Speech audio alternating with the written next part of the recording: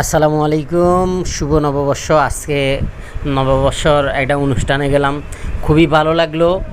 আসলে কী আর বলবো আমি জানি না, কিন্তু যারা যেখানে যান শুভ নববর্ষর অনুষ্ঠান দেখতে মনে হয় সবার চেয়ে ভালো লাগে।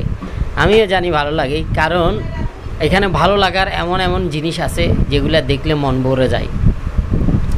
তো আমার নববর্ষর মানুষ যারা, সবাইকে আমি নববর্ষর আনন্দের অভিনন্দন জানাচ্ছি।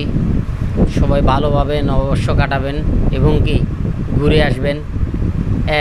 মাঝে মধ্যে আমি চলে আসি কোত্থেকে বুঝতে পারি না, চুপচাপ থাকি, কিছু বলতে পারি না।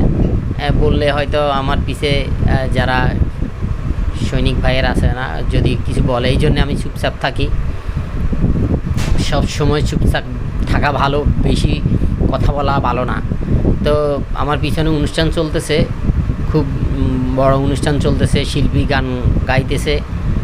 আমি এগুলো নিলাম না, আমার যতটুকু বয়স থেকে বলা অতটুকু বলতেছি। তো এই অনুষ্ঠানের মূল স্টেজ হচ্ছে এইটা, এত বড় স্টেজ।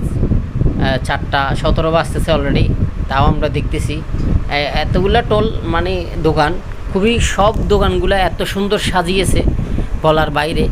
সবাই, আমি ভিডিওটা আমার এক ছেলেকে দিছি ধরার জন্যে। ছেলে এটা মোটামুটি ধরছে, কী ধরছে জানি না, যাই ধরছে খারাপ হয়নি, ভালো হয়েছে। ছবি তোলার মতো আছে, খুব সুন্দর লাগতেছে। আজকে আমাকে নববর্ষ সাজি নেই, তারপরও যেটা গায়ে ছিল ছোটোখাটো, ওইটা গায়ে দিয়ে চলে গেলাম সবাই সাথে নববর্ষ পালন করার জন্য। আমার পাশে